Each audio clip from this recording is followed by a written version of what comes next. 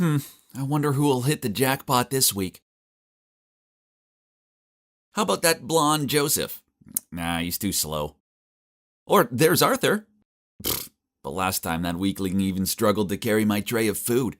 Seeing as there's a science test this week, I suppose I better pick someone smart. That's when I spotted Jace. His dad's my family's driver. Yeah, that nerd definitely won't let me down. So I'm Victor. I'm 17 years old and I'm rich. My father's contributed so much money to this school that he has more power than the principal. So no matter what mischief I cause, the teachers know it's in their best interest to turn a blind eye.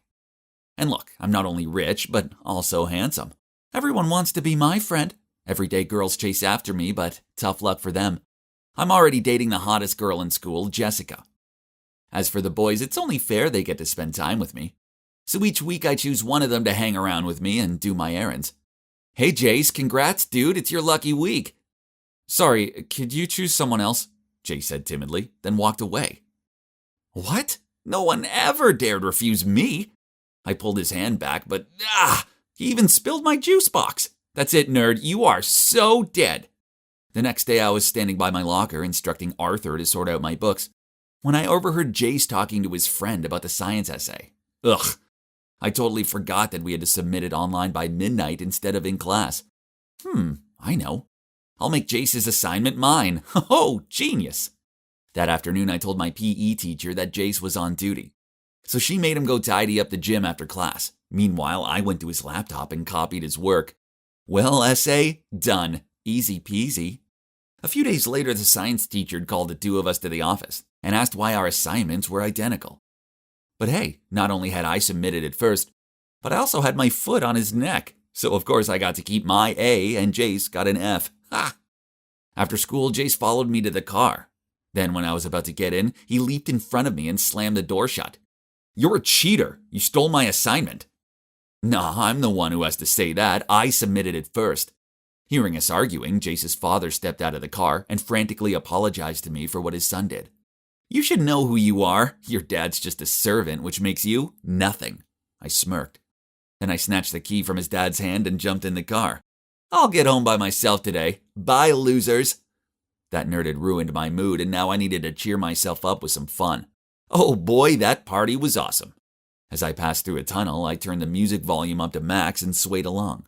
Suddenly, I looked up to see a truck whizzing towards me, so I swerved just in time and crashed into the road railing.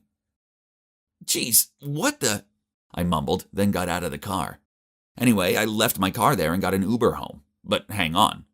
Why was everyone driving on the left side of the road today instead of the right? Maybe the combination of alcohol and dizziness was making me imagine stuff.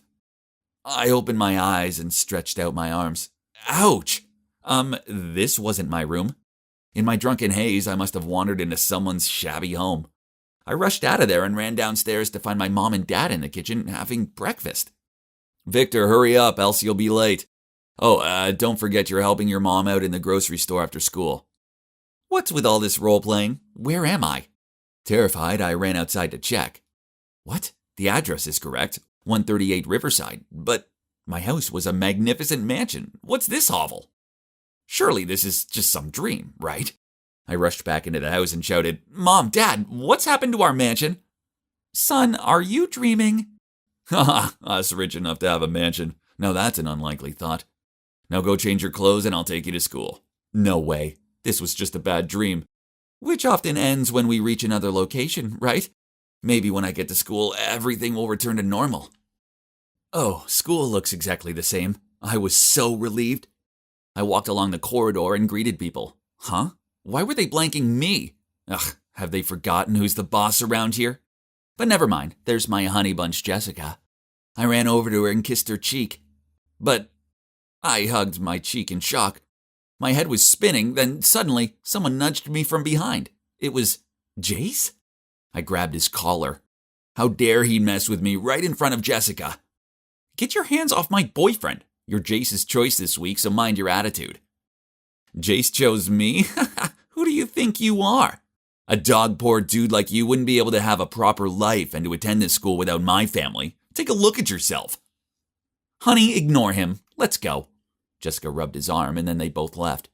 I stood there dumbfounded. What on earth was going on? I felt like I tumbled into an alternate universe. I slapped myself in the face to snap out of it. Ouch! Why wasn't I waking up from this nightmare? This all started with that tunnel, right? If that was the door into this world, then it would also be the door out of this insanity. So I got in a cab to go back there. But wait, where was the tunnel? I made the driver go back and forth a few times, but it wasn't there. Then I ran out of money for the ride back, so the driver just left me there. Bewildered, I wandered around aimlessly till I reached a grocery store, where I spotted my mom working. Gosh, my mom, who always had servants around, now had to work her butt off? I couldn't bear seeing her like this and rushed over to help her. The next day I woke up early and thought that I'd choose a decent outfit to go to school. Well, life has to go on, so while I'm still stuck here, I should at least play my part. But, this version of me has terrible fashion taste. And look, now I've turned into a real nerd. I need to change it up a bit. When I arrived at school and opened my locker, there was a list of orders from Jace. What? Clean all of the dirt off his sneakers? This was nonsense. So I threw the piece of paper into the trash. Then out of nowhere, Arthur quickly picked it up and whispered into my ear.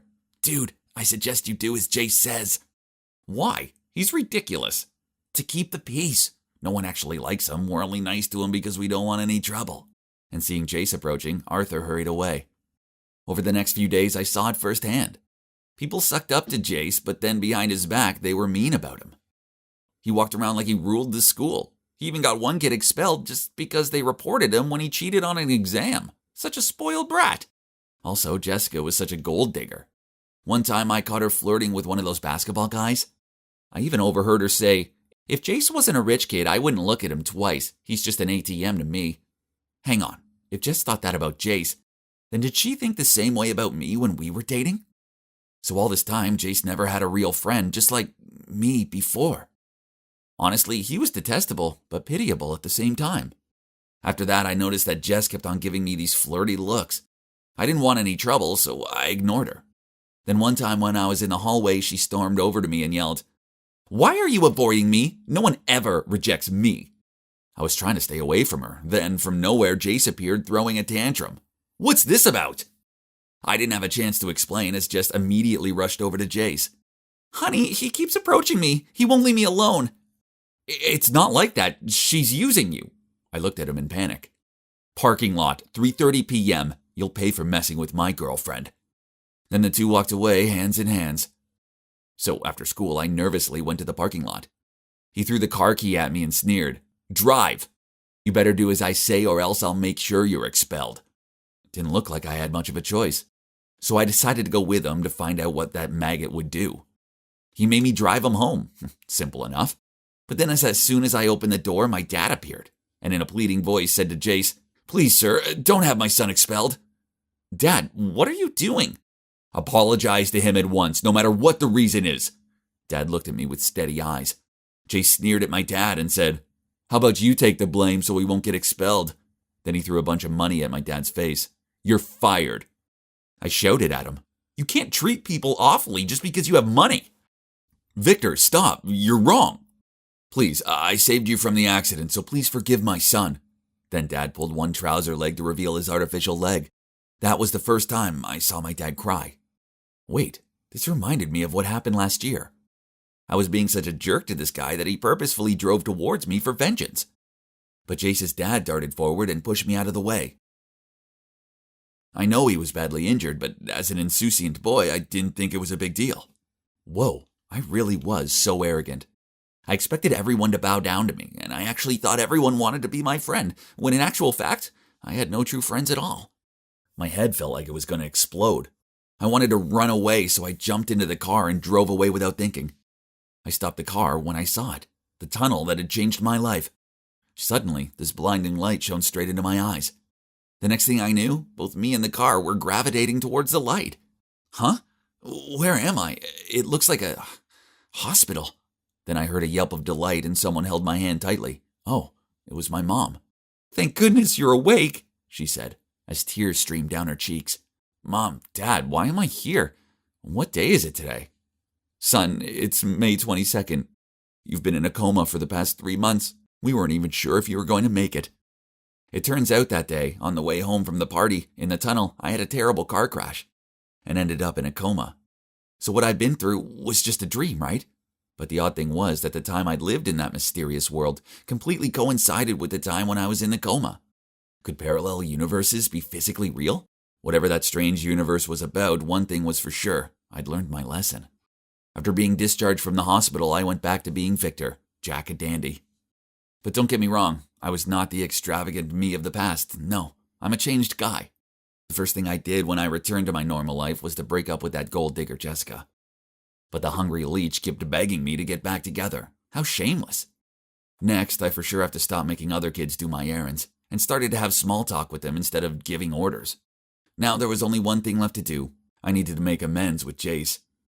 I asked my parents to give his dad a raise, and also throw a little dinner party this weekend to invite his family around. As I felt bad that I haven't had a chance to thank Jace's dad properly for what he did for me last year.